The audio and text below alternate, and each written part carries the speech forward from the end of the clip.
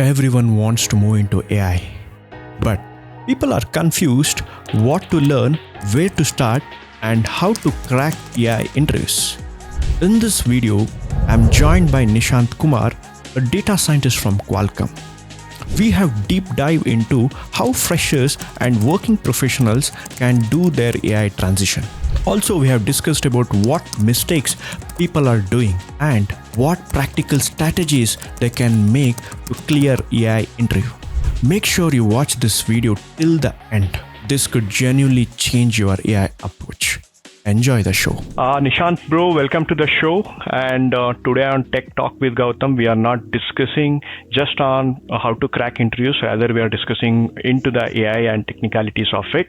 My guest today is Nishant Kumar, who is currently working as a data scientist at Qualcomm with 8+ of years of experience in machine learning, AI, Gen AI, agentic AI, and cloud. Is that good introduction, Nishant? Yeah, that suits well about me. So thanks Gautam to have me here on your channel, and it really feels nice to be on the show that is giving the right guidance to the folks who are thinking about to jump into or are staying ahead in the AI space. So yeah, thanks to have me here. Thanks for being my first guest. We know each other since 5+ years, or I think 3 years. So thanks for being on show as my first guest. Yeah. And directly, I should ask you, you work at Qualcomm, it's a broad-based firm, we all know that. Someone who wants to join AI and someone who is very interested in how the AI engineer or a data scientist day looks like. Could you just describe one of your latest tasks at your company on a higher level and how the day looks like? Sure. So as you know that this is my new chapter here at Qualcomm, and I'm super excited for the adventure and the challenges it stores for me. And it's really good to collab artificial intelligence with hardware semiconductor processes. Coming to the AI activities that I indulge at Qualcomm, well, I can't comment much on the specifics of the project yet, but yeah, I'm here to bring the AI first mindset over here, and make things happen literally at the tip of your fingers through agentic AI capabilities. So I'm still exploring, trying to get my hands dirty on the hardware stuffs, and see where I can implement AI and get things done, automate the things using AI. So it's like, imagine telling your system like, hey, handle this, and it just gets it done rather than you have to go and do it manually. Okay, so you are in a hardware company, right? So do you really need to know the hardware side of things when you implement agentic AI systems? So to be honest, not that deep. You have to get into the hardware stuffs, but it's good to know. Like currently, if you talk about me, since it's my new journey at Qualcomm, I'm way before what my colleagues know about the hardware, right? Because they have been working on that since years, and for me, it's still a very new to grasp everything, those terminologies about the hardware, about semiconductor or chips. So but that doesn't really impact my work. It's just that I should cope up with them in order to know what the conversation is going around, right? So better it's like the better you know the product, the better product you will deliver. You can develop and deliver. Yes. So as you know, the first transition into the AI or first move to the AI is a very crucial and a difficult step for maybe for freshers or experienced people. And you made a transition very early at your career during 2015, right? You made your first move to the AI. So I think you started your career in 2015 and your first move to the AI happened in 2018. That's right. So how did that transition come about? Like, could you share your experience on that? Sure. Yeah. So that's a great question, Gautam, and I hope this story will encourage the folks out there thinking of making a leap into the AI, right? So like you said, I started my career back in 2015 with Dell International Services. It's a massive company with a massive data everywhere, right? But back then I had that classic attitude, so what, it's that huge amount of data, right? Data is just data. You have to create reports, spreadsheets, you make use of your regular SQL queries, right? Then one fine day, like I started learning about or hearing about data analysis and the crazy insights that it can pull out of the data. and there was one of the YouTube video which caught my attraction, and it showed me like upon implementing artificial intelligence, we could do a lot with the data, right? Yeah. And then it was like we can tell the computers what to do, and it can actually learn and predict stuff from the data, and I was mind blown.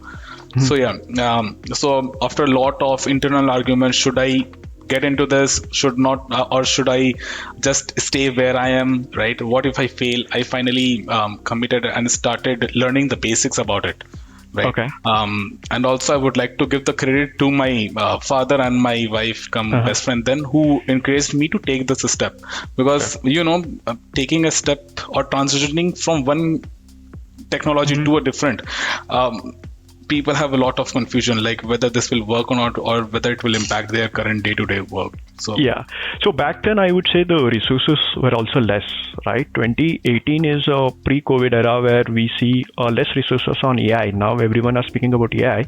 Back then, was it an internal movement in your company, or did you upskill yourself and then started giving interviews? So I upskilled myself. I see that there are a lot of data, and it was medical domain on which I was working back then. I see there was a lot of data over there, but I didn't know what can I do with the data. It's just like I was working on SQL queries most of the time. Just select a star from the table and do this and that. But I didn't know that actually I can implement the machine learning algorithms on that, or do on any SQL. or use any data analysis on top of it. Those came into the picture when I started little bit about research on what AI is.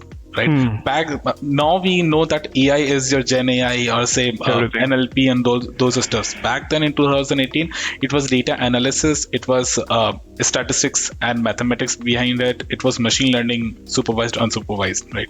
So I started learning about exploratory data analysis, and then it gave me like what even mean, median, mode, how important are they for data, right? Yeah. So that's how learn the basics, and then so that's the fundamentals. You started from the basics like a mathematics, statistics, and then you jumped into the tool level technicalities, right?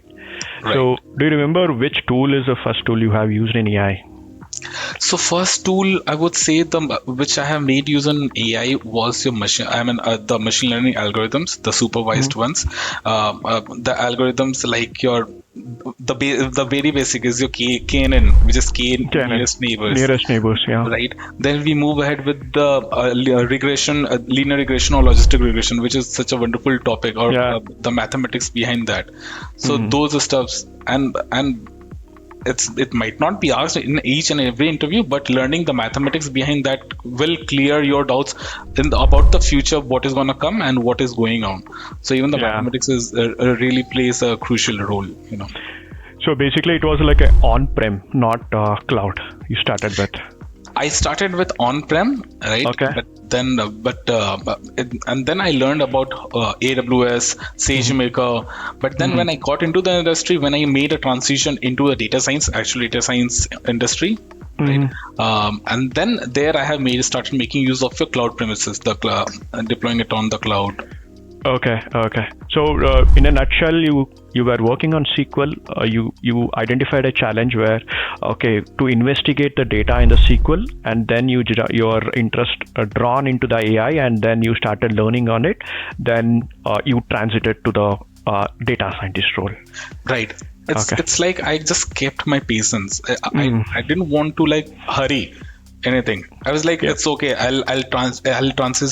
I'll make transition into my career after 1 year. I'll make a jump after 1 year. But in this 1 year, I will try to grasp as many knowledge into AI space, learning from the basics, and then taking one step at a time. So shorter goals always helps, rather than you have to keep at least 6 months of your time to upskill and then start giving interviews, rather than applying from the first month itself. That's true. Right? Yeah. Right. I mean, even if you have completed 80% of the syllabus of AI, right? Then you can start appearing for the interviews, because initially you'll be feeling like I'm lagging behind a lot in the interviews. But then as you will give interviews more and more, you will start gaining the confidence, and you will get to know what sort of questions are actually being asked. So that will give you confidence as well. Correct. Okay, so we'll right away jump to the second segment, which is an icebreaker segment. Have you ever worked on a project that you suspected that this project like can never make into the production, or did you suspect anything like that, or any experience on that? Okay, so I will talk about one of the project which I have encountered back in 2021 in fractal analytics. When I was there in fractal analytics, there was one of the project where the data, because see, for any candidate or any engineers to implement AI, the most crucial part is how well structured their data is. Yeah, that's true. Right. But the data which the client has provided to us, and it was for one of the retail domain organization, right? The data which was provided to us was not very intact. I would say that there was a lot of missing values. I mean, you have a lot of techniques to handle the missing values, but what if 80% of the data is only corrupt? You can't do much about it, right? Yeah. You can build a model on that. It's not a big deal, right? You can do your and make use of different missing values technologies to impute those values, and make use of smart or any over extrapolation technologies to create sample data, dummy data. But then if you implement any algorithm, say regression models or supervised models on top of it, then the results might not be that accurate. It will give you accurate results on the current data, but on the real world scenarios, the real data that we'll be getting might be very much that might deviate a lot from the actual data, and then the accuracy will drop. And and there is no point on investing a lot of time on one project where the end goal is not met, right? If it is not benefiting the organization, then one should not invest too much on that, right? Yes. So to have a clean, we have the technologies to make the data clean. But itself, when the data is missing, then data is missing is a problem, because we have a lot of data cleaning tools, cloud tools, and also we can do it in simple Python scripts also. These days we have a lot of good libraries for that. But yeah, if data is missing, then that's a crucial because part. Back then in 2020, it was like a race that, hey, I want to implement AI, I want to implement machine learning on this. But the very first goal is to have that amount of data handy, so that we can do something on that, right? Correct. Okay, so fun question, right? Not fun question, it's a serious question also. So you have to pick one scenario, okay, out of three. One is great company, but boring or a frustrating role. Second one is amazing manager, very good job, you are really loving it, but company is terrible. And the third one is good job, good company, but worst manager ever. Which one you will pick? Okay, I would pick the second one. I know where you're coming from. Yes. Okay. The second one is have a good manager, good work, but a terrible company, right? Yeah. I mean, that's because if you have a good environment to work in, I mean, a good team, right? And good work, that's all you need. I mean, if the company is not that good, you can't do much about that. You can't go and crave, and it won't change anything, right? Yeah, and no, ticking in all these three boxes: good company, good manager, is a myth, right? So you have to trade one of these. Yeah, that's true. Okay.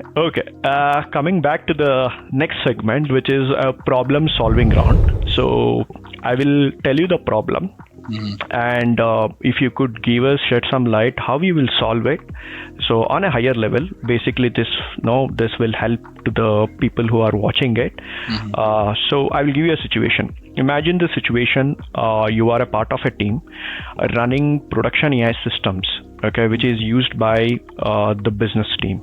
Okay, so that basically is serving one of the teams, and the AI system is a rack-based system, which is connected to the SharePoint. I will make it very simple to the people who are freshers.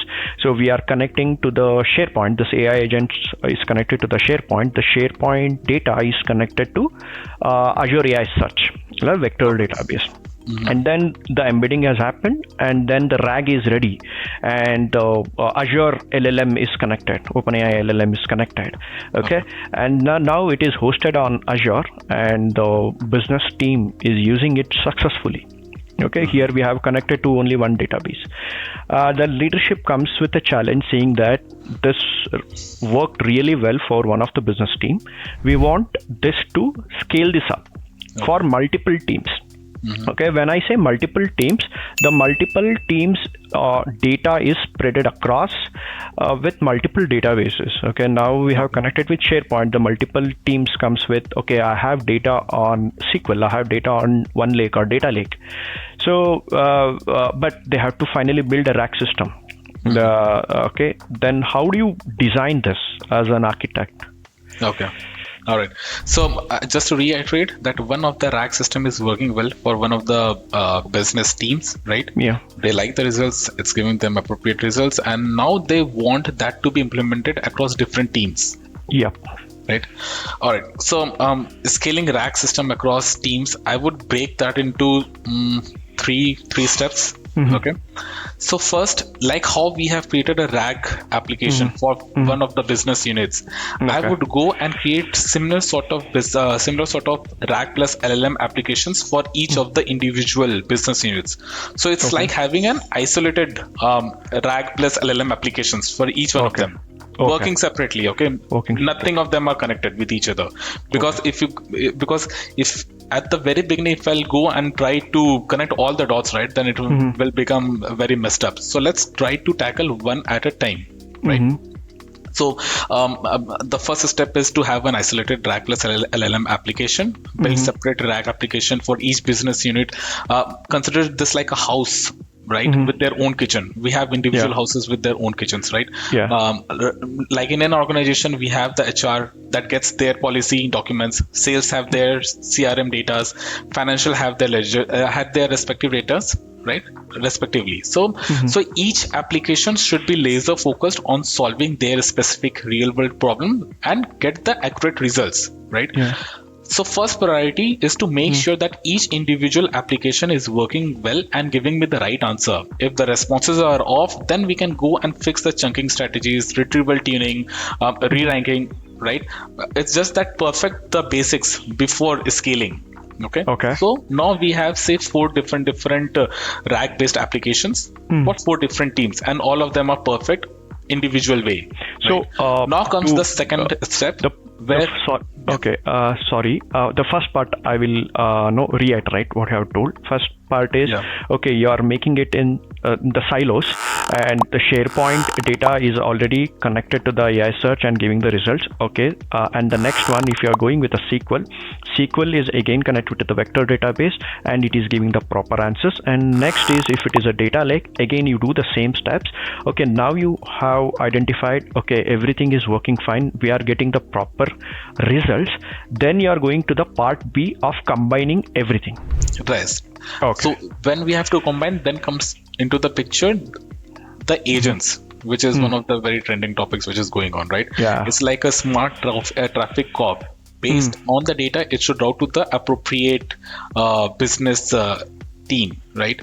Right. So think of that like a super smart receptionist, like who knows exactly where to route the call to as per the department, right? So just like a human would have routed it to. Since we are human, we are smart enough. This question is coming, so this should be routed to say SharePoint. If this is coming, this should be routed to SQL, right? So that way you have to define an agent, right? Which is which we are having a lot of frameworks right now, LangChain, LangGraph, True AI, and so on. There are a lot more, right, in the industry. So it's just that we have to have a very smart, intelligent agent built to do the job for the routing purpose, right? This is the step 2. So the agents will come to the picture where we will be having each of the separate RAG based applications developed as a tool. We will make each of them as a tool. So and then we will have a routing system so that whenever the question or the end goal is to have a master application where the user is giving a question, right? Then based on the agent that we have developed, it should orchestrate to the right tool. Yeah. Whether it is a SharePoint or say the data lake or SQL, right? Yeah. So it's like there comes our third step. It's like a one application with a happy family backend, right? Yeah. So the end user will see only the one application. He doesn't know that at the backend it's the small pieces that are connected via your agent, right? So we keep the architecture clean and simple, right? Basically, you're saying about a connected agent where there is a master agent which gets an input from a user and then it decides which sub agent should be called. Yes, it should orchestrate it to the appropriate right agent or the tool. Okay. So here, when we are going with the RAG architecture, right? How you consider about a chunking strategy? Do you use the same strategy for everything, or how do you decide? No, see, the chunking strategy depends on the end goal and the data that we are using. The end goal matters a lot. Now, suppose if I am building a system whose end goal is to summarize the documents, right? In that case, for summarization, the appropriate tokens is somewhere around 300 to 600 tokens, right? Yeah. So that's how you have to decide your chunking strategy. Now, suppose if I'm building a second application whose end goal is to just to make a response to an email, right? Or create a FAQ. So suppose for creating an FAQ, it should not be more than 100 to 300 tokens. So again, your chunking strategy should be dependent on what the end goal is, the downstream task. So for most of them, the major question is, how should I do chunking? Which strategy should I look? So it's a kind of, you have to see the outcome first and then decide on the chunking strategy. So I would approach this as at what is the end goal, how the response should look like. Okay. Once I have that answer, then I'll decide what. So see, at the very first shot, you won't get the appropriate chunking method established, right? You have to try out different technologies or techniques for this. So one of them would be deciding what token limit you have to make use of, right?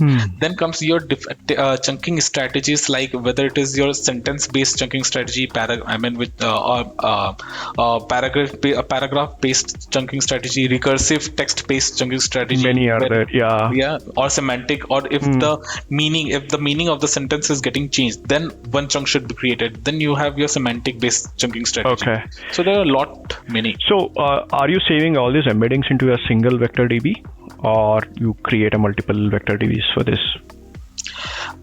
Ideally, we should go and store them on the same vector DB, but you should have different index file for each of the different applications. Now, suppose for instance, I'm making use of your Azure Search Service, right? I am going to build an application, a master application for HR, for finance, for IT team or admin team, right?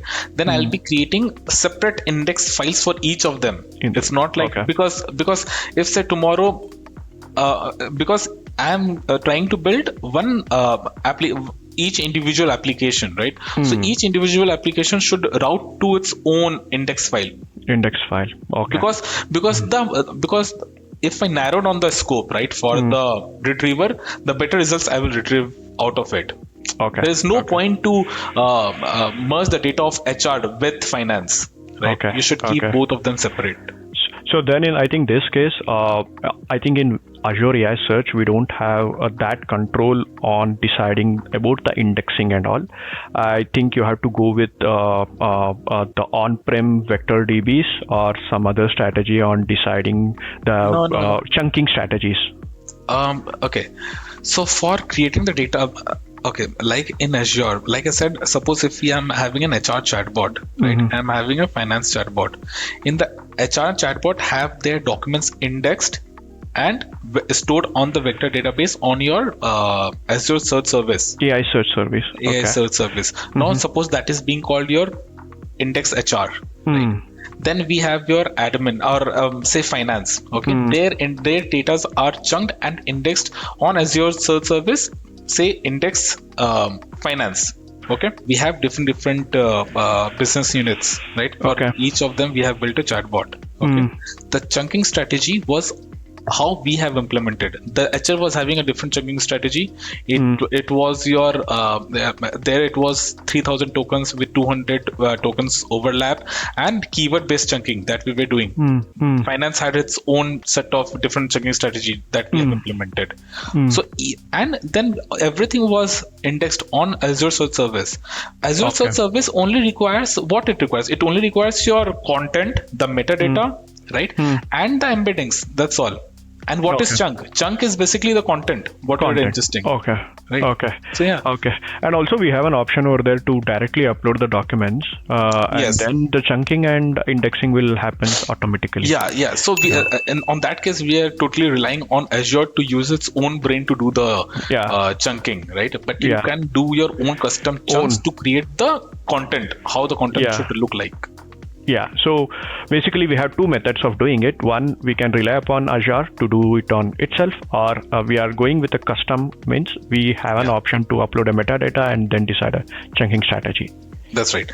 So it's like if I'm making use of the Azure strategy, then it is a very straightforward. You simply have to go and upload your document. It uses the default values to create the chunks based on the tokens, the overlap, and the strategy, right?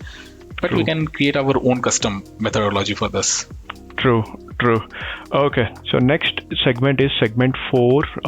This is for someone who is starting their career or freshly. They are out of the college, they are searching for the jobs and they want to start from AI, or for someone who is doing the career switch from non-AI role to the AI role.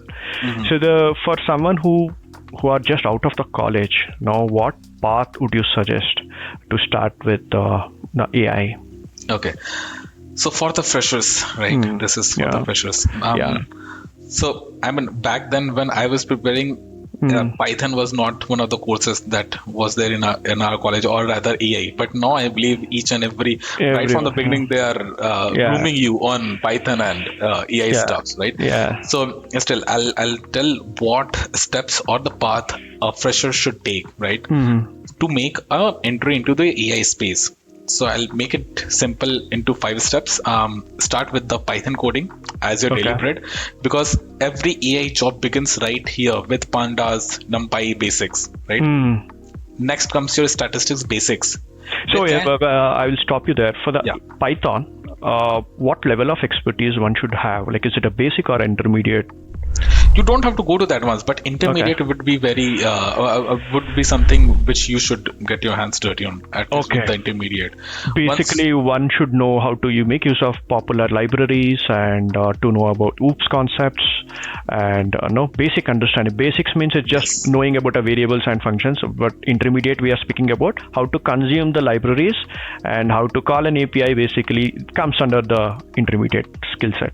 Okay. Yeah. I mean, then in that case, basics would be sufficient for them, and just try to solve a couple of coding problem statements on Lead Code or any platform. Right? Lead Code would be a better choice because you can do it for free. You don't have to you will get a lot of questions on each topics. We can boil down to the topics whatever you need, and then you can start solving in it. Okay, first step is done. That gives you the flexibility to also select whether you want to go with the basics or intermediate or advanced. Intermediate. Yeah, that's true. So according to your experience, you can just level. Second one, you were saying about a statistics knowledge. Does that really need? The reason why I'm asking is we are working on cloud now. Most of them are working on cloud. Do you really think statistics knowledge is needed? See, if someone has to become a good AI engineer, right, then they should be knowing the statistics basics. I mean, it's not mandatory now after this Gen AI stuff. When it has been when it is there, it's not mandatory to learn about the statistics, but that is the basics, right? If you have to goal for a product based company, then this might be one of the things which might have to explore on. Okay. Right? And it's not like you have to get too much into the technicalities or the details of statistics. Mean, standard deviation, more, right? I mean, interviewer will just love hearing these 3 words. These are the basics. Correct. You can So it's just like you are targeting product-based firms and you are targeting for the core AI engineering roles, then definitely you need a statistic knowledge. Definitely. I mean, And in AI also, Nishant, right, there are multiple roles in AI. Gen AI engineer is different, AI engineer is different, data engineering is different, data analysis is different. So sometimes we use those roles. We will shuffle the roles and we will say, right. So understanding the JD is also very important, because sometimes they say we need an AI engineer, but if you really see the JD, you will understand you only need a Gen AI knowledge. That's true. Yes. Right. So reading a JD is very important. Okay. Statistics is important. Anything else? Then the third step I would say is that machine learning is not being used it's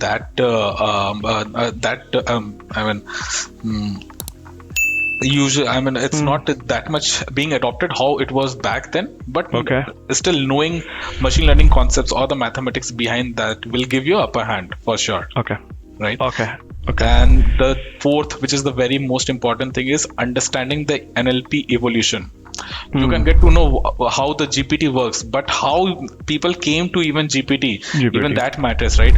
We started with the basics, TF, IDF, went ahead with your bag of words and so on. So that's a NLP evolution from the traditional methods to transformers.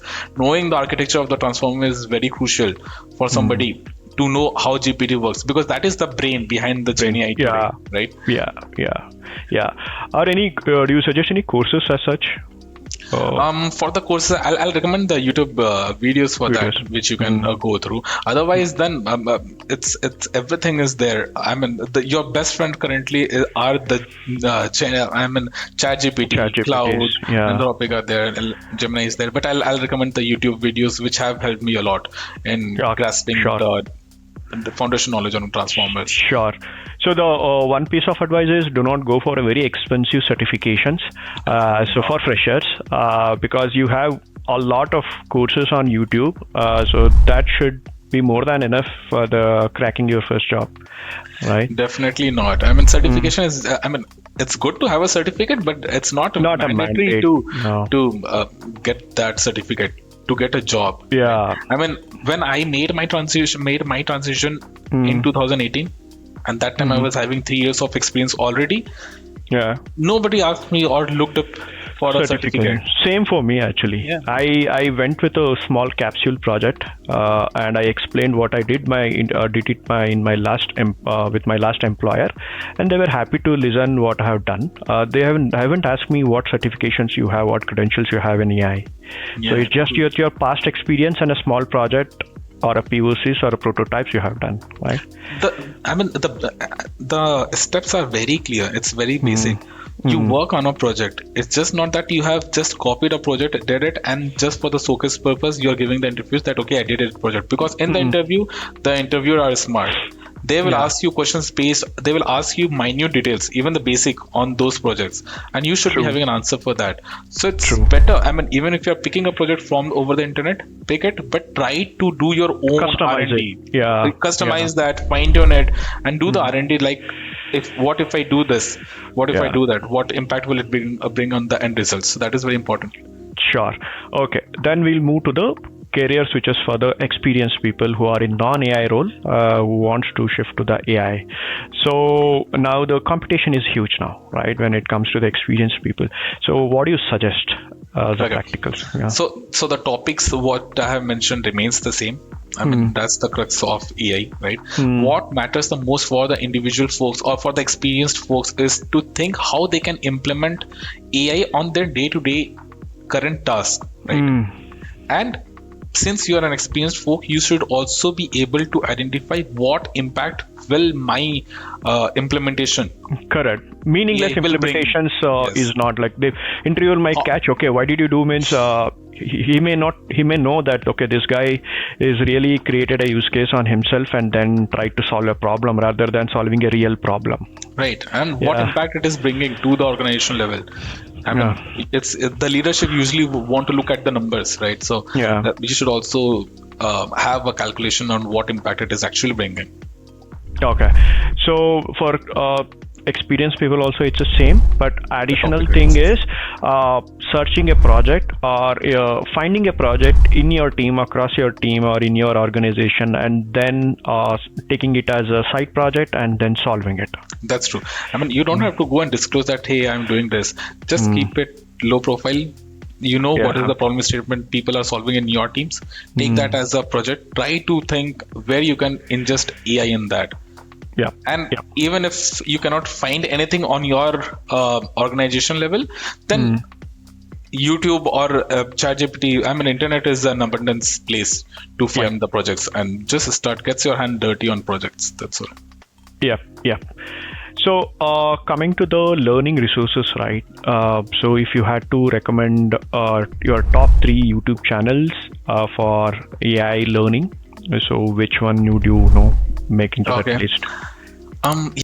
What I used to go through, or which are my current favorite ones, I will tell you that, because that's the first channel which I will go and try to find any topics which I want to learn, or rather keep myself up to date on the AI space. One is your Campus X by Nitish. Okay, that is one of my favorite YouTube channels. Then comes your Krish Nayak. Okay, I used to follow Krish Nayak during my career transition time. True. Right? And the third one I would say is your Code Basics. Then we have Andrish Karpathy as well. Right, but for the Indian channels, for the Indian folks, for the market, Campus X, Krish Nayak, and Code Basics would be sufficient. And and with the advancement of time, I believe Lazy Bro will become favorite for other folks. Yeah, but no, I wish. Yes, so Microsoft also has a lot of channels, right? Microsoft Developers is one of the good channel from Microsoft, where they walk you through the code and they will tell you how you can implement it.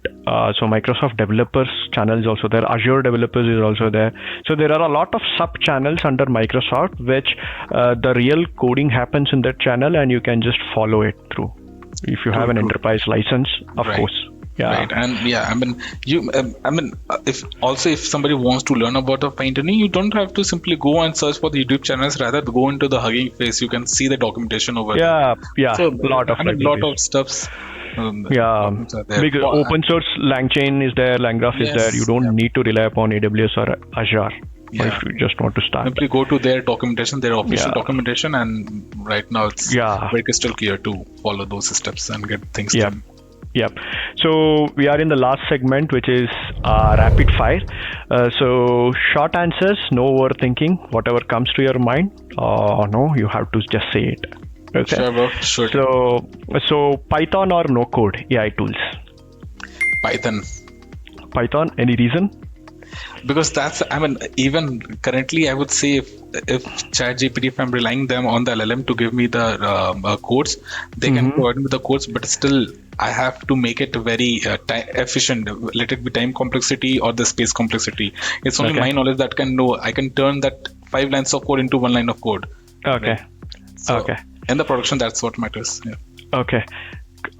Second question is cloud or on-prem? Cloud, because at least that gives me a upper hand to get things done. Rely only on the cloud to get things done on its own, rather than I have to develop everything from the scratch. On-prem, yeah. So Azure or AWS? Azure. Why? Because I have been working more extensively on Azure. Azure gives you a lot of services which are required for building your RAG-based applications. It gives you the flexibility to deploy any model which you want, let it be embedding model or the LLM, right? So Azure is my first. Some of the LLMs are good in AWS also, and it is based on the LLMs or models which user need. Most of the, as you rightly said, many very good LLMs we can find it on Azure. That's true. Yeah. So degrees or skills, or rather you can say certifications, degrees or courses or skills. Skills. Okay. Because after a certain period of time, it's not what degree you did, what certification you did. It's like how good are you at your skill? What matters? True. Self-learning or boot camps? Self-learning and then boot camp, but self-learning is... Okay, first I think you start with the self-learning. If it is not helping, then join some of the courses, long courses and all. Yeah. Okay. Jupyter Notebook or VS Code? VS Code. Why? For if somebody is very amateur or they are starting, Jupyter notebooks will be more comfortable to them, right, to execute each line one by one and so on. But as you are getting more experience, is the Jupyter code, because you don't want to have one line of code or 3 lines of code executed. It's rather you want to, let's see how the entire piece of code will work, right? Sure. So VS Code. Okay. Startups or big tech or big companies? Like the word says, startup. Start with a startup. Okay. This I'm asking about your opinion. Okay. Come again. Startups or big companies, big tech companies? Big tech companies. Big tech companies. Okay, at this part of your life. At this part of my career. Yeah, it depends on your phase of life. This answer depends on your phase of life. Okay. Open source libraries or building from scratch? Open source. Because currently it can get things done whatever you want. You don't have to build it from the scratch. Yeah, most of them are in open source now. Yeah. And the last question. So, ChatGPT or watching videos on YouTube?